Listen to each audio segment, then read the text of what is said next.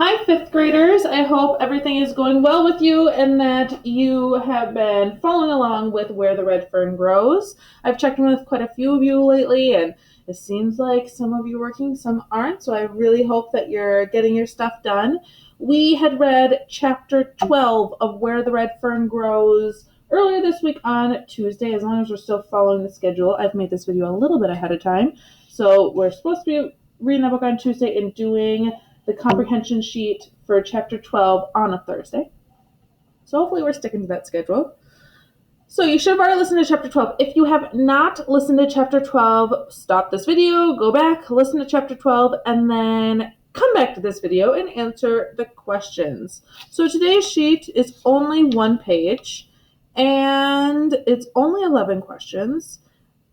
I might make you do them all, I might not, because some of these were a little bit tricky to do unless you were with me. So I'm going to see how it goes with me being able to explain on here, but I might allow you to cross a couple off. But don't do that yet. We'll find out. Now remember, you can pause this video as many times as you want. You don't need to follow it along with me. I'm not going to be pausing to give you time to answer. So that's where you hit pause and then hit play when you're ready to move on. So kind of doing two things at once, paying attention to the video and doing the worksheet. So if you have any questions or comments on this, call into my Google Hangout, email me, or comment in Google Classroom. Make sure you're getting all your work done, and let's get going on this. Chapter 12 of Where the Red Fern Grows. Number 1, Grandpa liked to brag, so like tell, ooh, we did this, my grandson does this, kind of like talk about what's going on, tell jokes, tease or make fun of someone, or save money. So which one of those do we see Grandpa liking to do in this chapter? Don't make assumptions like, oh, well, I think he probably likes to do this because of him owning a store. Go with what we know. Okay, so what does Grandpa like to do? Number 2, which of the following describes the Pritchards? So these are the two brothers and that whole family, really. How would we describe them? How were they described in this chapter? A, bullies, rugged, and nasty. Rugged means like they're rough, they might be dirty, they might live kind of a wild, crazy life. Rugged. B, dirty, wild, and mean. C, bootleggers, thieves, and no accounts. D, kind, fun, loving, and jokesters. So how are they described in this chapter? So they use some words to describe the Pritchards. So there is one answer for this, the one that I'm looking for. So I want you to do your best to answer this. Think about what the book had said. I know that we read this a different day than what we're answering, so just do your best. If you're confused, make your best guess and then move on. Pause if you need to, and then move on and hit play when you're ready. 3, while Grandpa ground the corn, what happened? A, the Pritchards looked around the store at shirts. B, the store was locked up. C, Billy watched the store.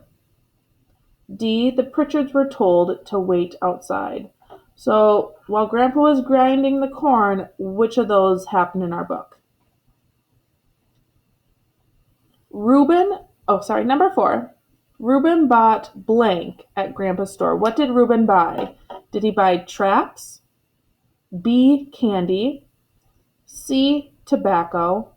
Or D, cornmeal? So he bought something, and then there was kind of like a little tense moment about what he bought and who Grandpa thought it was for and who it was actually for. My little hint for you on that one. Number 5. Reuben bet blank that Billy's hounds couldn't tree the ghost coon. So how much money did they bet that Billy's hounds couldn't tree the ghost coon? The ghost coon's that mysterious coon that they say no one can catch. So they bet 50 cents, B, $1, C, $2, or D, $10. Okay. How much money did they bet? Question 6. One second. I'm going to refocus this. So it might go blurry for a second. There we go. That's a little better. Okay, so question 6. What did the ghost coon do that was opposite of what most coons do? So most coons do one trick. What did the ghost coon do? A. Jumped from tree to tree. B. Swam upstream. C. Ran under the brush. D. Ran out into the open.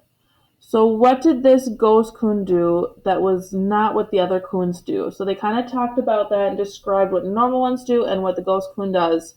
So based on this, what did it do? I mean, really, you just need to make sure you're paying attention and knew what the ghost coon had done. Okay? Chapter 7. A good title for chapter 12 could be, so what was this chapter mostly about? That's what the title's going to tell us. So which one of these answers tells us what this chapter was mostly about? Okay, was it mostly about A, bootleggers, thieves, and no accounts? B, chasing the ghost coon? C, grinding corn? Or D, a night in the woods? What was that chapter mostly about? 8. The author, Wilson Rawls, wrote Where the Red Fern Grows too. So why did the author write this book? What was his reasoning? Was it A, to persuade young readers to go hunting? Is this book trying to convince you to go hunting? Is that what it's doing? B, to inform readers how to hunt for coons. Is it giving you detailed instructions on how to hunt for coons? C, entertain readers with a story about coon hunting. Is it kind of telling us a story that's maybe giving us some funny parts, some scary, sad, interesting parts that are telling us a story? D, to help the readers become better coon hunters. So is this book giving us those pointers? Oh, in order to be a better coon hunter, you should do this, like giving you information and facts. So why did the author write this? Which one of those best fits with that? 9. Which excerpt from the book supports the author's belief that young people should not use tobacco products? Not is the key word there. A. Reuben ordered some chewing tobacco. Aren't you a little young to be chewing? Grandpa asked. B. Ain't for me. It's for my dad, Reuben growled. Grandpa handed 2 plugs to him. C. Holding the other up in front of him, he looked it over. Looking at Grandpa, he gnawed at one corner of it. D. Let's go grind that corn. Which one of those showed that maybe the author didn't believe that a young person should be using tobacco? So which one kind of shows that going, I don't know if you should be doing that? Okay? So I'm going to read that one more time because that one can be a little tricky. A. Reuben ordered some chewing tobacco. Aren't you a little young to be chewing? Grandpa asked. B. Ain't for me. It's for my dad, Reuben growled. Grandpa handed 2 plugs to him.